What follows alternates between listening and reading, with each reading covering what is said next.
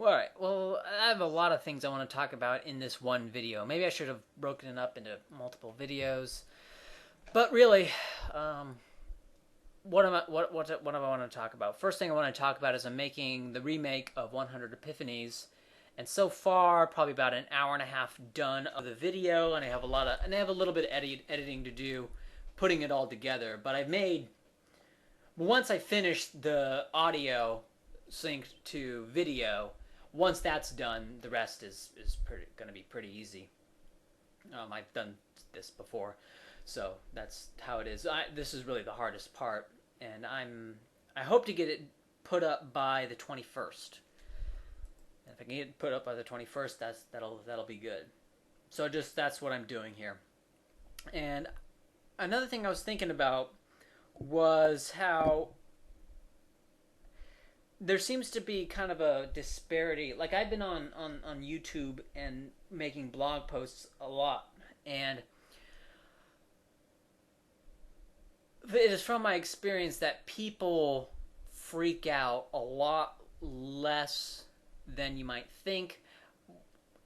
But what people do generally is they don't really freak out when you say something crazy or whatever, but they will kind of seize up. What they'll do is they'll say, all right, this is a crazy thing. I need to look at this and respond to it openly and honestly. And then they'll put on the front of responding to it openly and honestly.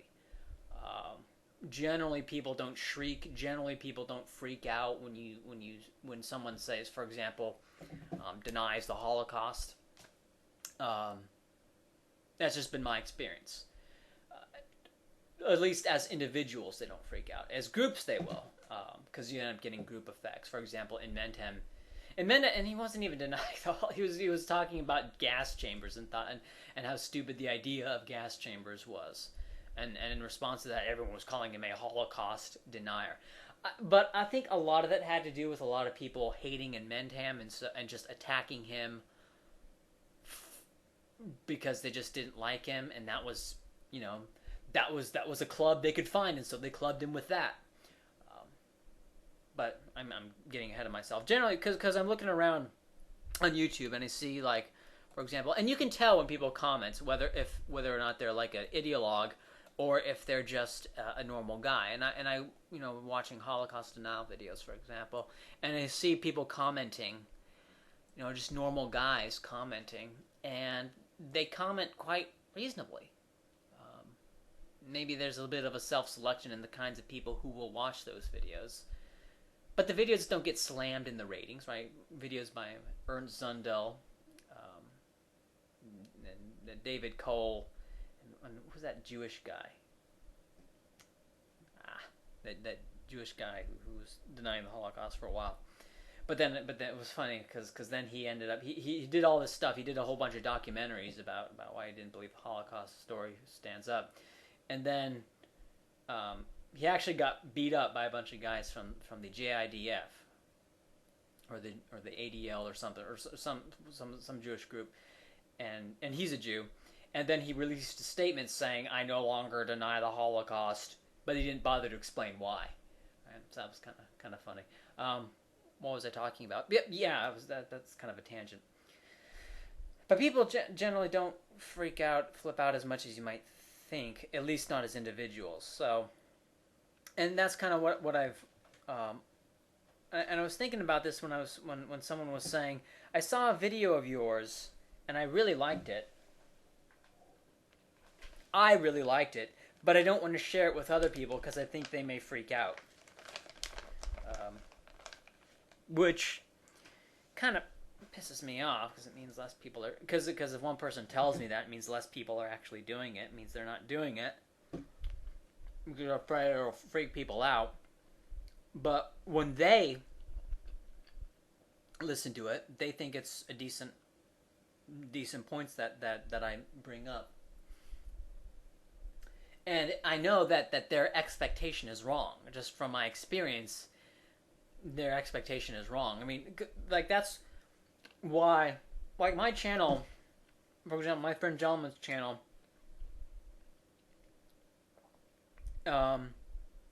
is kind of separate and apart from the rest of, like, libertarianism, generally. and even separate and apart from the other racialists. And the reason for that is because I got my big my subscriber base mainly from friend adding on videos unrelated to political things, right? And so my viewers are average Joes. Now maybe some people who are get attracted to that kind of stuff come to my channel and subscribe to my channel not from the friend adder thing, but I think that's a minority, because and I think that's a minority because I've been keeping track of this kind of stuff, and so I'm pretty sure that they're a minority. The people, the conventional subscribers, as I would call them. Bulk of my subscribers and the bulk of my viewership are kind of like average Joes. Who came to my channel through spam, and so that's how I know people don't freak out when you say alternative things. And I think the freak out factor is just going to keep going down. Yeah, that's all I wanted to say. That's also kind of a way of saying, don't be afraid. I mean, if I make a shitty video, whatever, shit video is a shit video. Like, this is kind of a rambly video. I would not recommend sharing this video. But if there's a high quality video, a good video that takes the viewer's time into account, that is well done, that is all scripted and everything, not like this, but like scripted and has pretty pictures and maybe some music, is in a way that makes it kind of an enjoyable experience to listen to on the viewer end. Don't be afraid of radicalness. People don't freak out from radicalness as much as you might think. Anyway, all right, so that's one thing I wanted to talk about, and I wanted to tell people kind of what I was doing. This channel, custom channel URL, is not really like I don't promote this channel, and I don't even feature it on my Fringe Elements channel. Like that's like I have no interest in getting a lot of viewers on this channel. I'm more interested in just using this channel as kind of a wall to bounce a ball off of, almost. And as a result, the videos are not going to be that good. And I'm not going to bother making relevant slideshows. I did that kind of foot fetish anime slideshow, but that's just throwing up a bunch of pictures that I already had on my computer.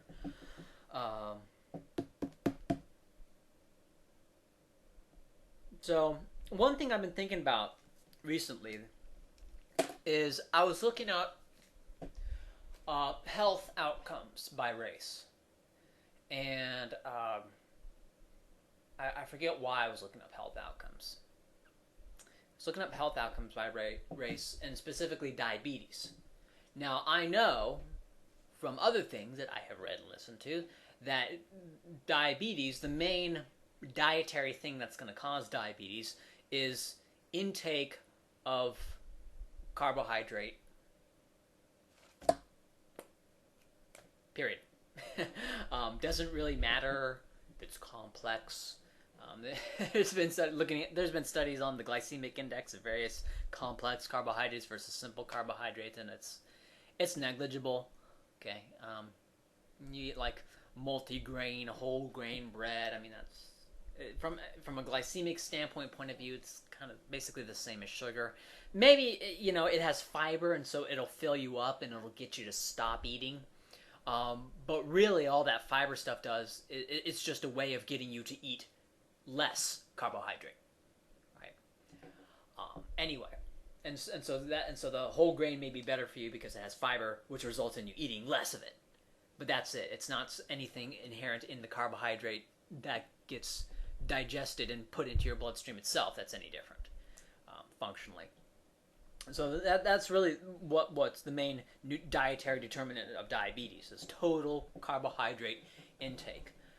And there's a very high heritability of diabetes, and I think this has to do with, one, just your innate predisposition to it, given any diet, and two, your metabolic attraction to carbohydrates. Some people are more attracted to a high carbohydrate diet than others. Some people are less attracted. What was I saying? Yeah. And so, for example, identical twins reared apart, not only will they have similar metabolisms, but they'll also have similar desires for the food that they want to eat. And to the extent that nutritional environment is self-created, you're going to see a higher heritability than one might expect from just how similar the metabolisms of people are. And you have, and one thing I notice is just looking at it by races, and I started to notice a pattern between carbohydrate tolerance and let me get into that carbohydrate tolerance. European Americans consume not only more carbohydrates, but they can consume more carbohydrates from sodas and sports drinks, which is that high fructose stuff, which is supposed to be like especially bad for you. I'm not quite sure how much that. I saw that presentation on it that said that this particular carbohydrate is a real poison. I don't know. I'm not qualified to argue against it. So it might have been a problem if, for example, African Americans consumed fewer carbohydrates but drank more sodas and sports drinks. That might be a problem. But luckily, thank goodness, Europeans consume both more total carbohydrates and more sodas and sports drinks. More grams of carbohydrate from sodas and sports drinks, and despite that, they have lower diabetes rates.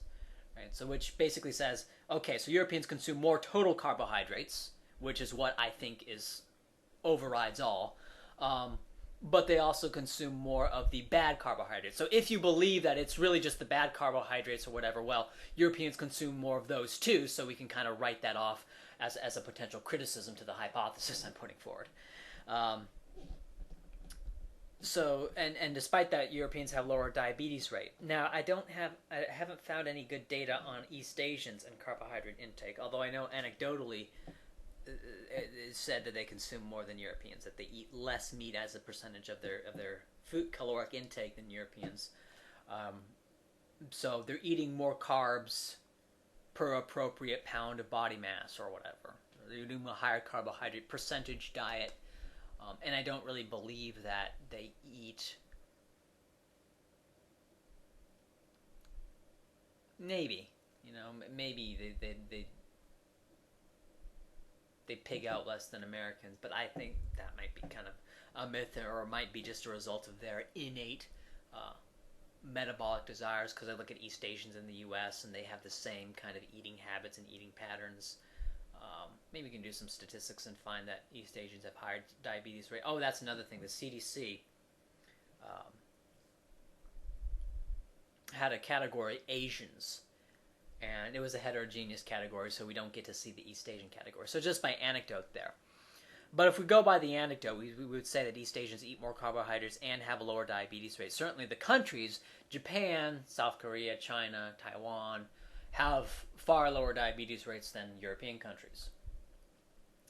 So that's what we're looking at. We look at in the United States, and of course within the Hispanic population. I think I wrote this down somewhere, the actual numbers. But anyway, what's interesting is that within the Hispanic population, the Hispanic group that has the highest diabetes rate, well, not Hispanic groups, but what are labeled as American natives, Alaskan and American natives, have the highest diabetes rates, and Cubans have the lowest diabetes rates of any Hispanic groups, what are called Hispanics. And now I look at Hispanics as basically like a hybrid mixture between Spanish and Amerindian, and so taking the Hispanic quote unquote population overall, it's in between the Europeans and the groups of people that are called American Indian and Alaskan natives. which corresponds with their historical impact of agriculture. I don't want to say time of agriculture, because if we just went by total time, we would say that Egypt and Mesopotamia should be the most agriculturalized populations, but or groups, whatever, if you want to say. I'm not using population in the population genetics sense. I'm using it in kind of a colloquial sense. So they should be the most agriculturalized, but I don't believe they are. I don't believe, even though they have the longest period of time, time is not necessarily evolutionary impact of agriculture. And of course, and people would say, well, evolution doesn't happen that fast. Well, adult lactose tolerance happened that fast. You can look at lactose tolerance rates in various areas. Large-scale agriculture didn't even arrive in North and Western Europe, which is where you have the highest lactose tolerance levels, until around 6,000 to 5,000 years ago. Right? So yeah, evolution happens fast. Like specific traits, like for lactose tolerance, would be something that would be introgressed. That is the people who had lactose tolerance would not only reproduce more, but they would be able to go conquer and rape and infuse their genetic data into other groups, and that genetic data is then selected upon within that raped and pillaged group, resulting in the pruning out of the conqueror's bad genes and the keeping of the conqueror's good genes. Good being defined as that which assists in procreation. And Henry Harpending said that this process of introgression occurred, or he hypothesizes and gives a bunch of evidence that this occurred between Homo sapiens and Neanderthals in Europe. And people have been saying, well, we look at Neanderthal admixture, and there's some Neanderthal admixture in Africans as well, or evidence of it. And that would make sense, given, someone in Germany breeds with someone in Hungary, breeds with someone in Bulgaria, breeds with someone in Turkey, breeds with someone in Syria, breeds with someone in Egypt, breeds with someone in Sudan, breeds with someone in Ethiopia, breeds with someone in Kenya, breeds with someone in South Africa, breeds with someone in Congo, breeds with someone in Nigeria. You got that kind of chain effect. And you look at carbohydrate tolerance, and what I've noticed is kind of an archetype, that the agriculturalist has high carbohydrate tolerance, and that's what you can look at. You can look at the carbohydrate tolerance of various populations, and I've come to the conclusion that, and there's another group called the Australian Aborigines and Papua New Guineans, and I love them because they have, from my perception, they have the highest violent crime rate. It's about 20 times that of European Australians in terms of violent crime than European Australians. And some people say, well, that's just because of oppression in the justice system. Well, if you control for offense, abos, as they call them, actually get lighter sentences than European Australians who commit the same crime. And when you also take into account recidivism, that abos are more likely to be repeat offenders, that leniency on the abos is quite profound, right? Because in the U.S., for example, African Americans receive harsher sentence for any given crime, but once you control for repeat offense, it goes away, showing that there is a system of general racial fairness. It's just that repeat offenders get worse punishments, which I personally don't agree with. But I can't really explain why I don't agree with that. Like, I have kind of a odd view of justice. I think that you apply a consistent standard and everything, but what you do, you should restitute for what you have done, period. And that, whether or not, I'll let you off this one time, I don't really like the idea of letting people off one time or punishing them more for doing it multiple times, it's like, because I see that as being unfair, but that's just me. And so you have that. You can also look at Africans and people who are agriculturalists tend to do poorly. We'll just say they do poorly on IQ tests. They do poorly on IQ tests. They have a greater predisposition to violent crime, and they save less.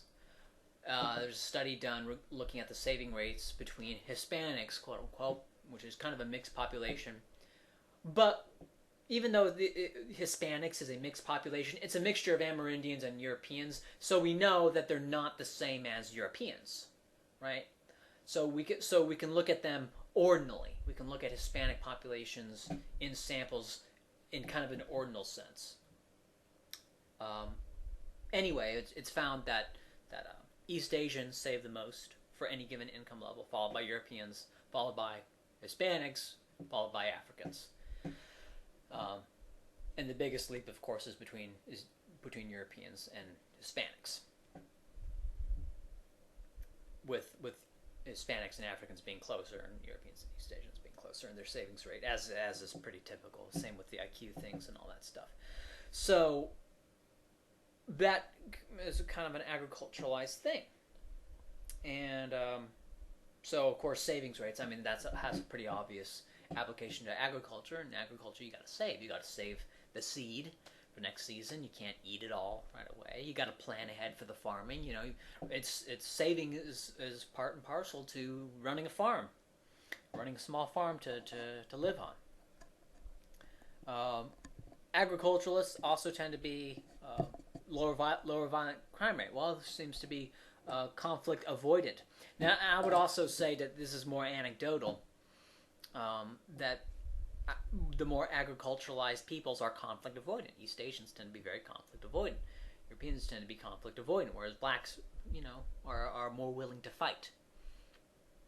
And that makes sense if you have a farm, right? You don't want to piss someone off, because if you have a farm, that's a fixed asset, and they can come in the middle of the night and undo months of work in a night. Whereas if you're a hunter-gatherer, you don't have those kinds of fixed assets, and so you can pick a fight, and you're going to leave the area in a week anyway. You don't want to stay in an area too long because you deplete everything, but you're going to leave the area in a week anyway. And if you're about to leave, why not pick a fight? So picking fights, you would expect hunter-gatherers to do that more than agriculturalists would do. And this is all relative. This is not saying that Africans are constantly out to fight and everything. I mean, certainly not. Just more so than Europeans and East Asians, the more agriculturalized races. So, and I actually wrote on something, on a piece of paper I can't find. This place is a mess. Actually wrote certain traits between these archetypes. The archetype of the agriculturalist and the hunter-gatherer. Another thing is the agriculturalist tends to be more pro-property, more pro-private property, and more pro, and that manifests in modern politics and to be more pro-capitalism, whereas the tribalist tends to be more pro-communism.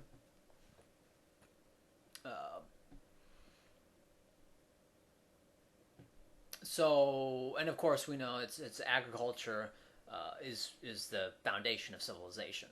You really can't have what we call civilization without agriculture, because what is civilization? Well, civilization comes from the Latin word civitas, which is cities, which is basically people getting into an area doing things other than producing food, right? It's people not producing food, and because they're not producing food, they can do other things. They can be metal workers, they can be shipbuilders, they can go around the world, or they can farm things that are not food. They can farm spices and flowers and things. That's growing stuff, but it's not food production.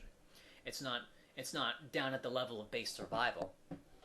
Masons and stuff, they build nice buildings, they build statues for people, writing books and stuff when that was hard to do, when it was hard to write things and you had to make paper, and when it was a pain in the ass to write and publish books. So So when you had, and so that's what civilization is.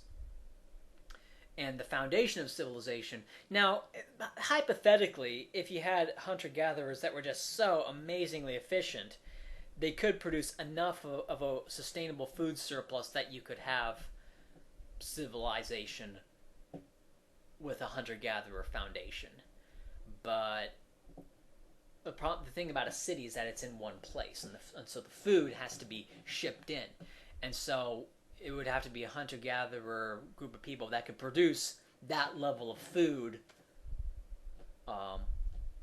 permanently on that area permanently. That is because typically what hunter-gatherers do is they go from area to area because no one area that they can kind of walk in to kill things and eat things, no one area can sustain even their own tribe, right? And so they tend to wander around. And so the idea of a civilization forming from a highly efficient hunter-gatherer group is kind of absurd.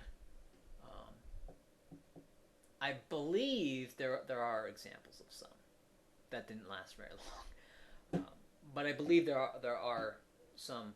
But even then, it's kind of, you get to a point. Well, you have an area where a bunch of tribes go to. They'll migrate to a certain area and then trade things, but then they'll go back into the wild. And so you don't really have... You may actually have a few people who live there. I guess you could. It wouldn't be as big because you don't have as much food surplus coming in. There'd be a lot fewer of them. Basically what it comes down to is hunter-gatherers are less efficient food producers, and so anyway, so that's where civilization comes from. It comes from food surplus, and the best way to get food surplus is agriculture. And so we can look at civilization, and of course civilization is the kinds of ideas of property and ownership, basically private property, that becomes a foundation of civilized economics, or market economics as it's called. Is where, the property is owned by the individual who produces it. Now this gets into kind of a question as to what does it mean to produce something? Well, I pissed on this rock here, therefore I own the mountain. Or I poured some juice into the ocean, now I own the ocean. So it's there's a certain degree of subjectivity as to how much manipulation of something you have to do to own it. Now, for example, if you went into a creek, dug out some clay from a creek, and then molded it into little figurines, and then baked the figurines, we'd say that the vast majority of people say, okay, you've done enough to that clay that you now own it. But there's a degree of subjectivity, and subjectivity of the property norms. Same thing with owning land. It's like, well, to be considered owning the land, you have to do enough. You have to do with it, and that's where squatters' laws come from. If people who acquire a bunch of land through inheritance do nothing with it, and then someone comes in and starts farming it. I think in certain areas, if you farm it for 6 months and they don't kick you off or anything, you own it, because they're not using it, and so why is it theirs? It's just land. It's a resource out there. And this gets into kind of the absurdity of states, where states are just, they basically proclaim themselves ownership of everything. Like they own the clay creek bed without even doing anything with it. Or we'd probably go so far as to say that even if you just dug the clay out of the creek and gathered it and put it in a bag and carried it to wherever you live, that we would then say that you then own that clay. Right? We would probably say that you have done enough to acquire ownership of that clay. That just digging it out is enough to acquire ownership. Right? So there's certain things you have to do. So, anyway, so you have proper. So that's what civilization is based on. It's based on certain standards of property acquisition and then ownership of that. What you have to do to own things, and ownership of things have various degrees of permanence. Generally, you don't want things to be perfectly fluid. You want to have some stick to your property rights. Like, for example, you don't want. You don't want to like leave your toothbrush out for 5 minutes and then someone else can pick it up and start using it. Like, well, you weren't using it, right? So having absolutely zero stick to property is can lead to absurdity. But permanent stick to property also leads to absurdity. It leads to perpetual land ownership, leads to feudalism. So, and of course there's no correct answer to this because there's no objective ownership. It's all intersubjective. What is a state? A state is kind of like perfect or complete stick. The state owns a certain given area forever, and it's perfect ownership. And whenever you have a state, all land that you own within the state is really contingent. It's more like renting. You're renting the land from the state. The United States is the ultimate owner of all land in this area. I mean, you don't really own land. Not really. You rent it. The rent is in the form of property taxes. I mean, that alone is enough. So, and this is actually kind of what Brain Police was getting at years ago, when he was talking about how the state is kind of like an extension of sticky land ownership. It's just complete and total stick and land acquisition by fiat. That's a state, and so he kind of went off on proprietarians supporting a less amount of stick.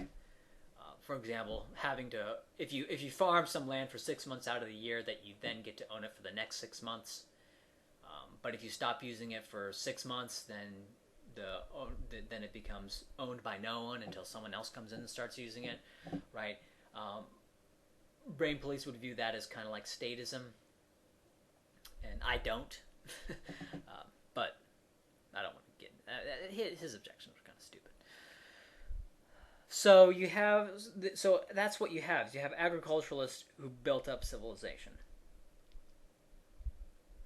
And it's belief in property, respect in property, conflict avoidance, saving, and thrift. That is what built up what we call civilization. And you have these... but then once you have civilization, you get a problem. And that problem is that civilization makes it easier to reproduce. Now, this problem, a lot of people will point to the welfare state, Medicare, Medicaid, Social Security, and unemployment benefits. Unemployment benefits at the income security at the federal level, and also unemployment benefits at the various state levels. The whole web of programs, food stamps, right? The whole web of things that we call the welfare state and welfare, whatever. This, of course, makes things even worse. This, of course, makes the problem even worse. But just wealth itself makes it easier to reproduce. And prior to to the level of abundance that exists in what we call civilization, family planning was good. Family planning was a good reproductive strategy. Don't have too many kids. Only have so many kids that you can raise and properly.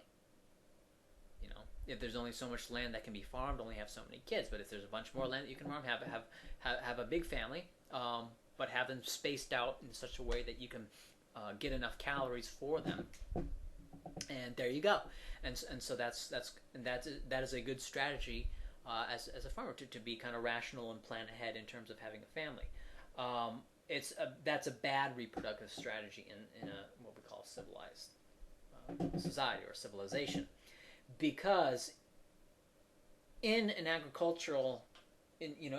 early agriculture, which lasted for a long time, most of our humans' agricultural history could be classified as being in this early agricultural period. In this period, if you produced a whole bunch of extra food, what were you going to use it for? There were no cities at this time. There wasn't craftsmen that you could trade the extra food for.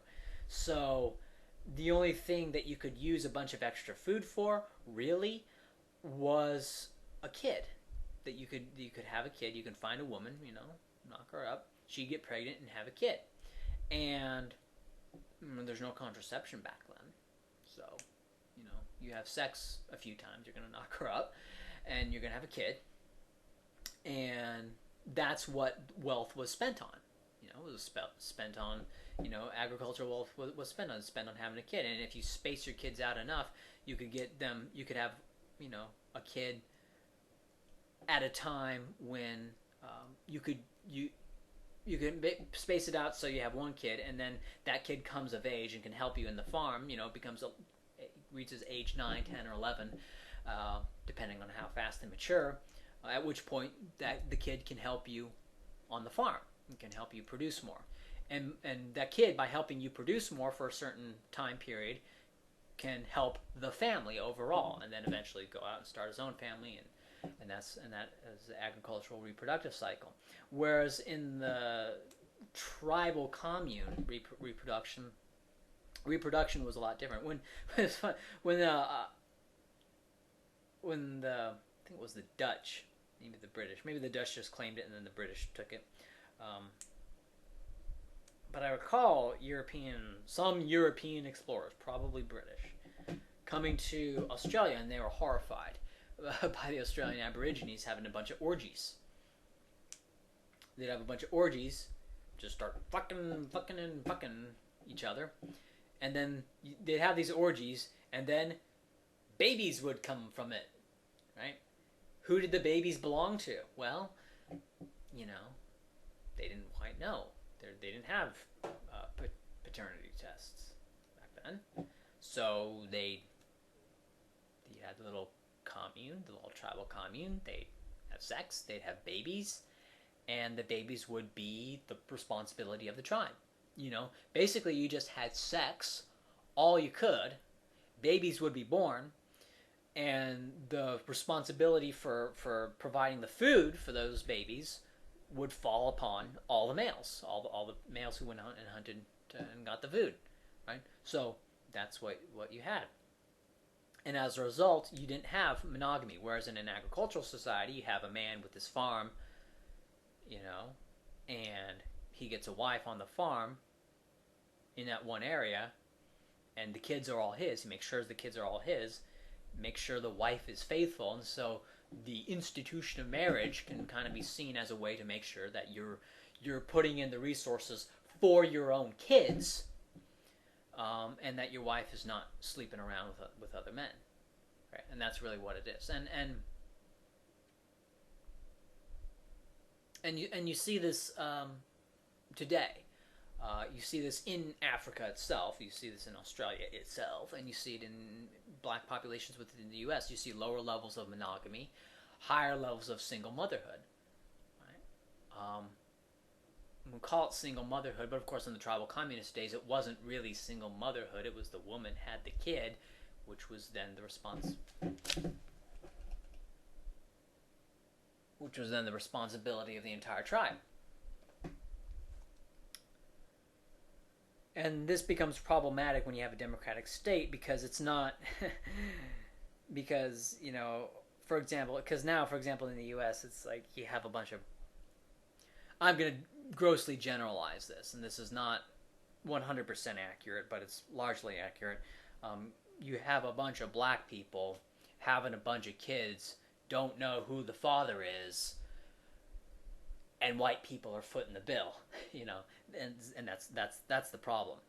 Whereas if you had maybe you had a group of a tribe of 50 black people, and while each of the black people were having sex with each other all over the place, and who knows whose kids who, it's fine because it's still limited to that group of 50, and so everyone pays into the collective child rearing pool, and the children will be raised, and quite frankly, it's fine. Quite frankly, it works. It works just fine. The kids are all right.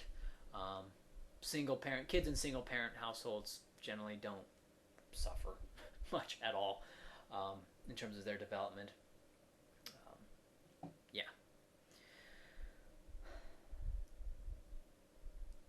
So what is and when you have something that breaks down marriage, or excuse me, when you breaking down marriage is not as important as breaking down what marriage came about for, which is the connection between reproduction and payment, and payment for that reproduction. That is if you have a kid, you are the one who pays for that kid, as opposed to other people paying for your kids.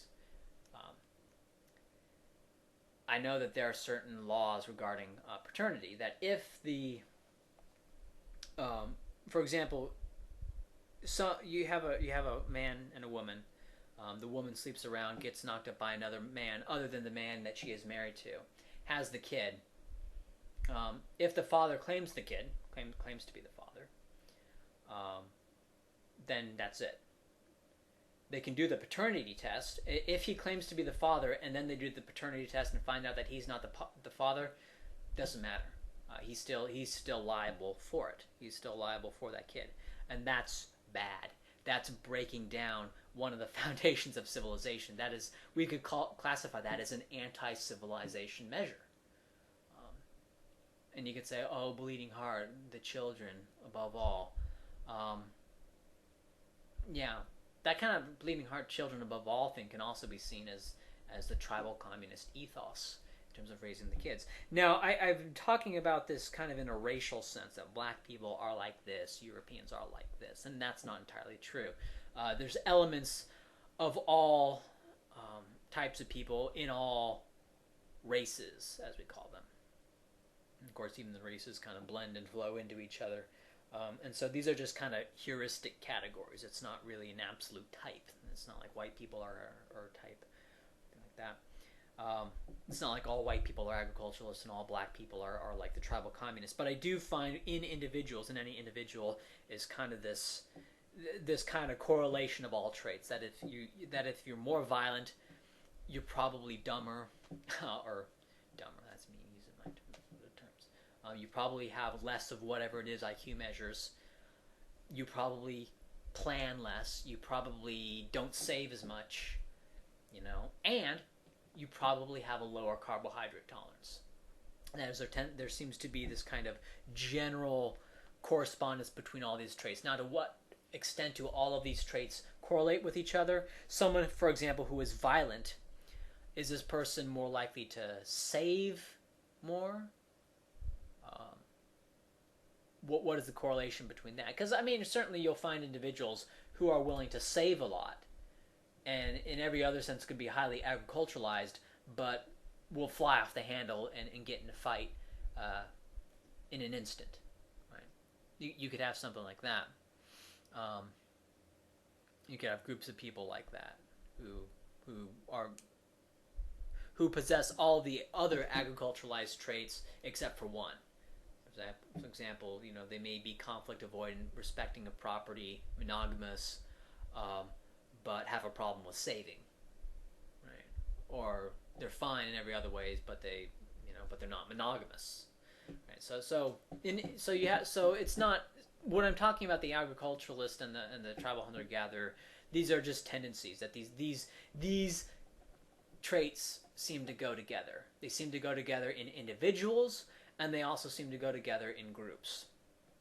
But here's the thing we have to consider is that I really like the Australian Abo and the Papuan because I look at them as these are people who had almost no agriculture. There's a few. There's like a root they grow, Papua New Guinea, or I think, and they can make little bread out of it in the jungle, but they can't live on it. It's not. You're in a jungle. You can't really have the kinds of farms necessary to live just on that. So it's almost like a delicacy.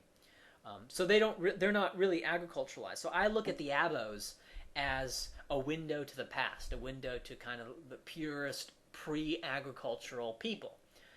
But even among them, what we have to consider is that, we were all Abos at one point, right? And then agriculture happened, and we evolved in response to that agriculture.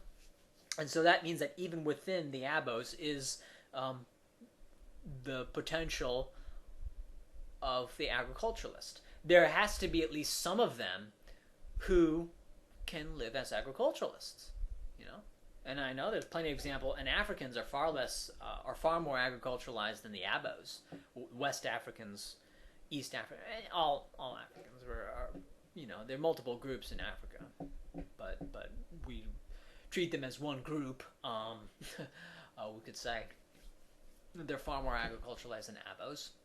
So within each group there's the ability to become agriculturalized. The problem is that the civilizing process, and this is what Europeans didn't get. The civilizing process is a eugenic process. It's a process of people dying from lack of food, and it's a process of farmers banding together and using weapons to kill off people who try to come into their farm. The people who don't farm, the hunter-gatherers, and it's an evolutionary process from the hunter-gatherer type to the agriculturalist type, and this evolutionary process involves their lines dying off. And this die-off can occur from them starving to death, or the agriculturalists, the groups of agriculturalists killing them. It can involve something like that. Or it can involve just an overt sterilization program, right? And what civilization does is the tribal communist is programmed, the tribal communist archetype is programmed to fuck as many women as he can and have as many kids as he can. Okay. In a especially like the United States today, for example, kids don't die. Well, they can die of cancer and diseases that can't be cured and things like that. But generally, the state will not let a kid die for economic reasons. In fact, there's many states in Europe that won't even let adults die for economic reasons. They won't even let a guy who's like in his 30s and can't sustain himself. They won't let him die even. So basically, and so if the state is not letting anyone die, what does that mean? Well, it means whichever groups of people are just pumping out, literally just pumping out the most kids, are the wave of the future. And who's pumping out the most kids? Well, it's the groups that's programmed to pump out the most kids, the tribal communist archetypes. Now, certain races tend to be more like that. Africans tend to be more like that. But there's plenty of individual Europeans who fall under more of the tribal communist archetype. And so those are the kinds of Europeans that are going to be the wave of the future. And the kinds of Africans that are going to be the wave of the future are going to be kind of the tribal communist types. So what my hypothesis predicts is that people are going to become more violent. They're going to save less. They're going to become dumber. And in fact, all of these things have kind of borne out. Violence, I think reported violent crime has actually fallen recently from the 90s, but I'd have to look more into that. But certainly it's up from, say, the 50s. So you had that, and then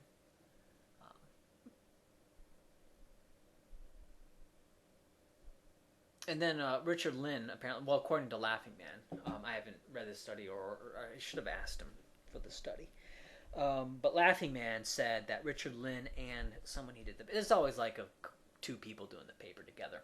Richard Lynn and someone else were doing a paper, and they found that G declined. Now, the G loading for an IQ test is the correlation between other IQ tests. For example, Spearman, he was looking at a bunch of kids taking classes, and what he found is that kids who did good in math tended to do good in spelling, tended to do good in science, tended to do good in literature. That is, there seemed to be a general academic performance factor. Okay, but then he looked at a standardized test and found that there was a general standardized test performance factor. That is, if you tended to do good on one subtest, you tended to do good on the others. And what he also found is that some subtests had a better general predictive ability than others. For example, let's say you had a test where you asked people how to repair a bike.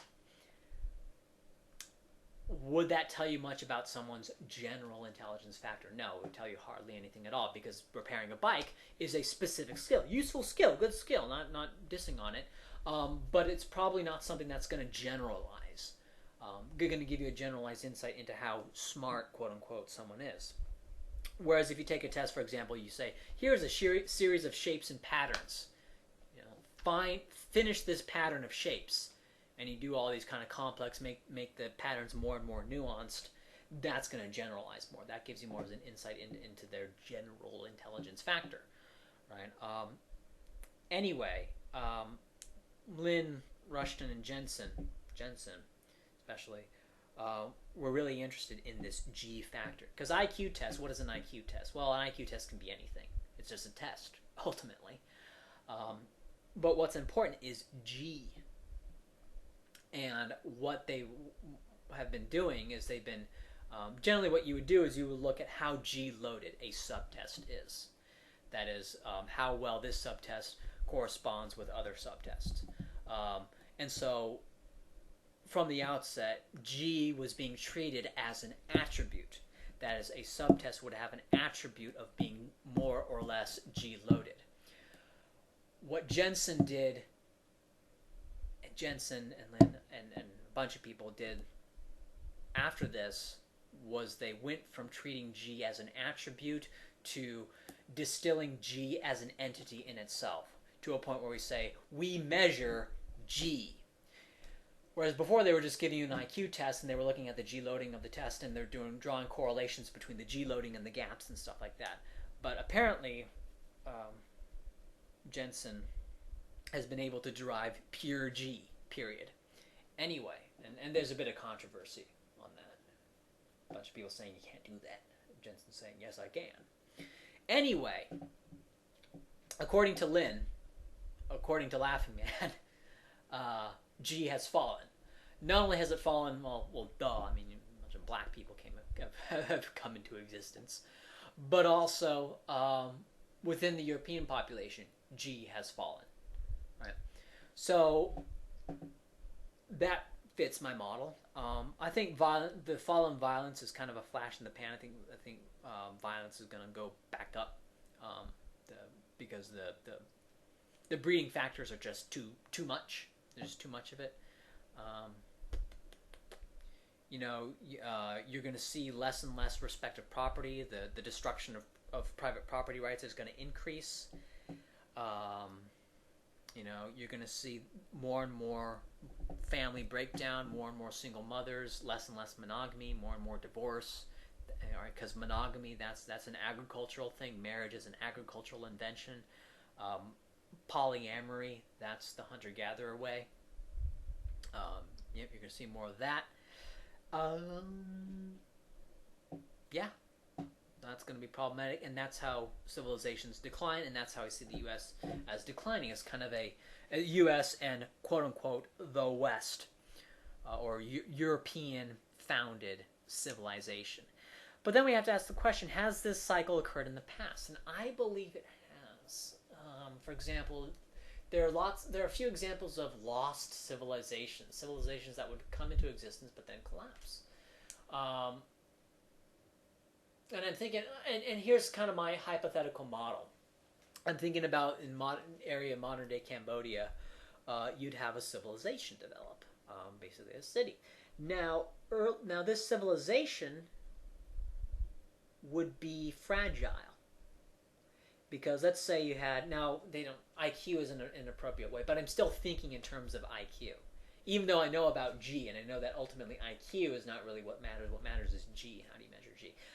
But let's say that the average IQ of this quote-unquote civilization, the genetic intelligence factor of this, the general intelligence factor that is genetic of this civilization average is, 90.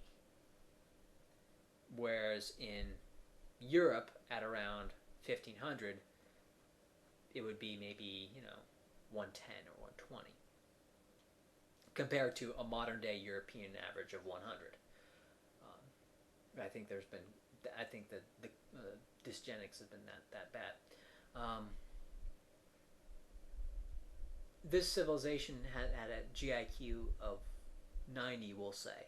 And this GIQ, this is not something that can be measured. This is just kind of a mental tool. Let's say they're at 90 compared to European 110 or something. just making up numbers. They're at 90. That means that there's a lot less that they can sustain to sustain the civilization. The food surplus is a little bit less. The productivity of the masons is a little bit less. The productivity of the blacksmiths is a little bit less. And it's kind of this holistic thing. They have a few less inventions, and they're saving a bit less. Generally, the whole economic structure is a bit more fragile. And as a result, it can be frayed much more easily. But here's the problem. They're civilization. As a civilization, it's now a lot easier to reproduce. And if you get a situation where, for whatever reason, you have a massive influx of non-agriculturalized people, more hunter-gatherer peoples, people who don't save, people who are violent, people who destroy property, right? Kind of like it's funny, like the in Canada they have like Native Americans, and the government in Canada keeps building them houses, and they keep destroying them, like silly stuff. Like they'll go into they'll hammer into the walls, strip out the copper wires, and then sell the copper. It's like, why? Why are they doing that? Which is odd because, Native Americans, well, I know the Inuits, the average IQ for them is 91. What's the G? I don't know. But the average IQ for them is like 91. So, and for example, and the average IQ for like Africans is around 85, and you don't see Africans doing that. Right? Which tells me that Africans are more agriculturalized in their overall behavioral schema than are pure-blooded Native Americans, even though pure-blooded Native Americans probably have a higher IQ. Because IQ is just one thing of the whole agricultural schema. Another thing is that Africans have a higher carbohydrate tolerance than pure-blooded Native Americans. So that's something. Anyway. What was I talking about? So yeah, that's how civilizations kind of self-destruct. And I think what happened prior is when civilization is easier to create, you create a more fragile civilization because the process of agriculturalization in terms of the people don't have to be as agriculturalized to produce a civilization somewhere like the Nile River Valley. Because on the Nile River Valley, now Egypt overall is certainly less fertile, less arable land than, say, France overall. But you have the Nile, this hyperproductive small area. And so in this hyperproductive small area, a group of people could, produce a lot of food for themselves. It's easier for them to produce a food surplus. Right, because they have better land for agriculture, and thus it's easier for them to build a civilization. Thus, once they create a civilization, the agriculturalized evolutionary process doesn't have to be as far along for them to do that than it has to for a place like Germany, or a place like Britain, or a place like France, northern France. And the further north you go, the further along the agricultural process has to be for what we call civilization to emerge. As a result, once the civilization actually emerges, it's more robust once it actually comes about, because the genetic foundations for the civilization are more robust. And that's why I believe European civilization, European-derived civilization, has been able to survive despite Marxism, despite social democracy, despite, and for example, like you introduce Marxism into sub-Saharan African civilizations, it would destroy it completely. It would completely disintegrate, and they go back to being hunter-gatherers. But the genetic foundations for European civilization are so strong that they can put up with a lot more crap. You can have World War I and World War II, Marxism, feminism, racial egalitarianism, mass influx of tribal communist populations, and they can still keep on trucking. But they're not going to be. I mean, it's they're not going to be able to keep on trucking forever because they keep bringing in a bunch of tribal communist populations, and the Europeans themselves are degenerating, right? They're degenerating more and more into these tribal communist behavior patterns. So when I say a degenerate European, that I have a sort of specific explanation for that, because in one of my videos I kind of just said off the cuff, blacks and degenerate whites, but this is what I mean. I mean kind of agriculturalist behavior patterns. And when you look at it from this standpoint, it's very, for me, once I actually look at it from this standpoint, kind of the hate is taken out of it. Like I don't hate them as much. Because that's kind of what I've noticed, is that to understand is to stop hating. For example, if you looked at like a bear and you thought a bear had the potential to be as smart as a human and it wasn't, and was just being violent, you may hate the bear. But once you know that a bear is that way because of certain biochemical processes, because of the way the brain is wired and all that stuff, and it's more like really just like a machine, well, what's to be mad about in terms of a bear? And I look at, and I used to really hate Wiggers, but then I kind of thought, well, there's this kind of agriculturalist tribal communist continuum, and they're more in that way. That's just how they are. It's not exactly a mechanical thing. There's certain environmental things, but I would say that I look at what we call culture and environment and political fads, political zeitgeists. These things can cause quick effects, quick visible effects, and